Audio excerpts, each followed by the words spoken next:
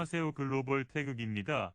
최근 수학계 노벨상 필즈상이라는 수상자가 한국인 허준희 씨로 밝혀져 놀라운 일이 발생했는데요.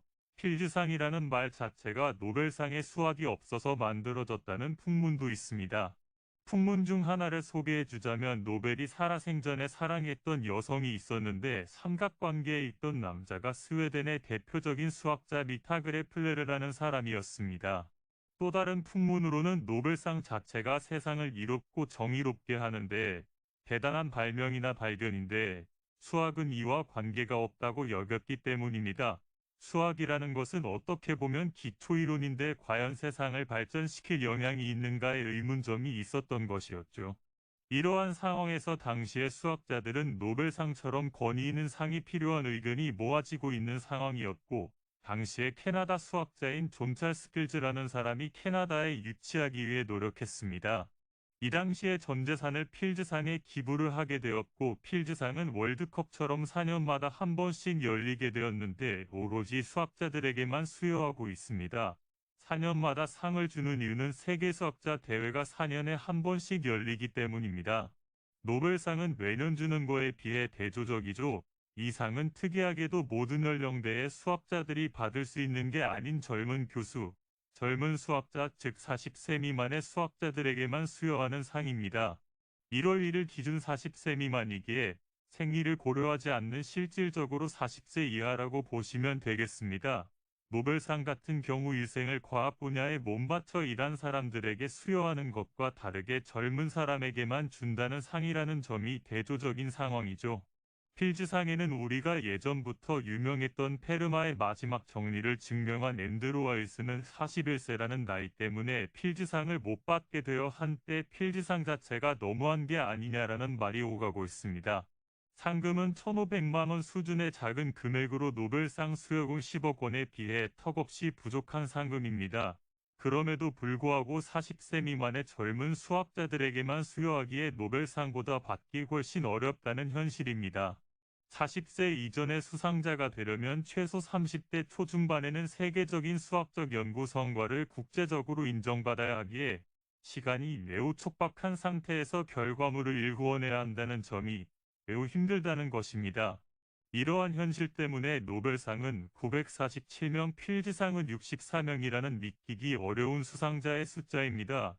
64명밖에 수상자가 없는 필즈상을 프리스턴 대학교 교수인 한국인 허준희 씨가 수상했다는 점은 매우 대단한 일이며 한국인 최초라는 점은 주목받을 만한 일입니다. 허준희 씨는 처음 대학 전공을 물리 천문학부로 수학과는 근접한 학문을 선택했었습니다.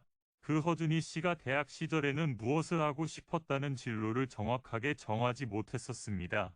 그러나 대학교 고학년 시절 수학 수업을 듣게 되었는데 이때 들었던 수학 수업이 히로니카 헤이스케시라는 필즈상을 수상한 일본인 교수였습니다. 이때 당시 서울대학교 분위기는 엄청나게 많은 학생들이 수업을 듣게 시작되었지만 마지막에는 몇 명 안 남게 되었고 그 중 한 명이 허준희 교수님이었습니다. 당시 히로니카 헤이스케시의 수업 중 드랍률은 95%를 기록할 정도로 매우 어려웠습니다. 즉 100명당 95명이 포기하는 것을 의미합니다. 허준희 교수님은 이때의 수업이 너무너무 재밌어서 대학교 졸업 후에도 수학을 공부하고 싶어 석사과정을 수학 쪽으로 전향하게 되었습니다. 유학길은 매우 어려웠는데 미국 대학교 12곳에 박사과정을 지원했으나 일리노이 대학교를 제외한 모든 대학교에서 거절당했습니다. 대학원에 들어간 후 박사과정 1학년 말에 리드 추측을 증명하여 미시간 대학교에서 러브콜을 받고 로타 추측을 증명하여 수학 박사 중에 매 2명만을 뽑는 클레이 수학연구소의 펠로우에 선정되었습니다. 대학원 졸업 후 프리스턴 대학교 고등연구소에서 연구원을 하게 되었고 연구원 생활을 하는 삶에서 프리스턴 대학교에서 장기 계약을 원했고 이러한 제의는 프리스턴 역사상 단 3명뿐이었고 2명은 필즈상을 수상했었습니다. 이러한 업적 속에서 일상으로 돌아와 허준희 교수님은 수학을 공부하는 과정이 너무너무 재밌었다고 합니다. 허준희 교수님은 음악, 소설, 시 및 수학 모두 서로 다 연관되어 있고 예술의 한 분야라고 주장합니다. 의미가 조금씩 다르게 모인 것들이 모여 새로운 의미를 만들고 이러한 의미 속에서 사람들의 마음속에 감동을 주기에 유사하다는 것입니다. 그는 수학이라는 분야가 일반 대중들이 받아들이기에 어렵고 어느 정도의 괴리감이 있을 수 있다고 주장하는데, 이러한 부분은 수학뿐만 아니라 예술, 예를 들면 현대 무용, 현대 미술 등등도 대중들이 받아들이기에 너무 난해한 부분이 많기에 수학도 이런 분야의 연장선이라고 언급하고 있습니다. 또 허준희 씨는 공부와 연구의 차이점에 대해서도 언급해 주셨는데요. 공부라는 것은 어떻게 보면 누군가가 정리해 놓은 것들을 그냥 배우고 익히고 응용만 할 줄 알면 되는데, 연구는 도화지에서 아무것도 없는 상태에서 새로 그림을 그리는 것이기에 매우 힘들다고 했습니다. 그는 수학자들의 생활도 언급해 주었는데요. 영화에서 수학자들을 보면 약간 모자란 사람이거나 부족하거나 독특한 성격을 가진 사람들을 언급하는데, 영화로 희화해서 만들었기에 극적인 모습을 보여주려고 영화를 그런 식으로 만든다고 생각한답니다. 허준희 교수님은 육아를 하고 장을 보고 수학 공부를 하는 대부분의 평범한 일상을 살아가는 사람들의 모습을 가지고 있는데, 대부분의 수학자들도 이러한 모습과 비슷하다고 합니다. 영화가 전부가 아니니 다 믿지를 마시라고 언급해 주었습니다. 허준희 교수님이 수능 공부를 할 때 유니스트 울산과학기술원 대학원 교수 김철민 교수님한테 과외를 받았습니다. 김 교수는 서울대 물리학과 박사 과정 중에 고등학교 중퇴했던 허준희 씨를 만나서 수학과 과학 선생님을 1년가량 개인 교습을 했습니다. 당시에는 지금과 달리 문제집이 몇 개 없었습니다. 그때 당시 난이도가 높았던 하이탑과학과 수학의 정석을 가지고 문제를 열심히 풀었는데, 임시호 김 교수님은 허준희 교수님이 정규 과정에 생각보다 약간 허튼 소리 더하고 이상한 질문들을 계속했던 친구였다고 기억하고 있습니다. 김철민 교수님은 우리나라 입시 문제가 지금과 같이 정답을 최대한 좋은 시간 내서 빨리 맞춰야 되는데, 그 기준에 있어서는 허준희 씨는 인상적이지 않았습니다. 솔직한 마음으로는 서울대 합격했다는 소식을 들었을 때 깜짝 놀랄 정도로 운이 좋았다고 느꼈다고 합니다. 우리나라 입시가 요구하는 수능 문제풀이 기술 같은 경우는 필지상 받는 거와 관계가 없는 것 같다며, 우리 대한민국 학생들도 자유롭게 생각할 수 있는 시간과 여지가 필요한 것 같다며 한국의 입시 문제를 돌려가로 했습니다.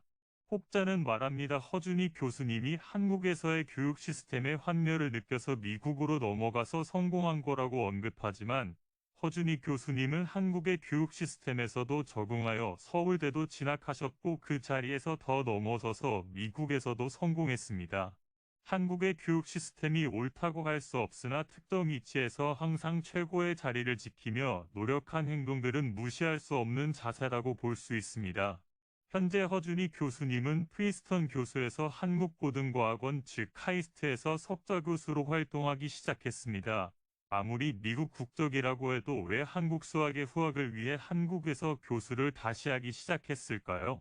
마음속에서는 한국을 응원하기 때문입니다. 허준희 교수님은 수학을 하는 이유가 너무너무 좋아서라고 말씀했습니다.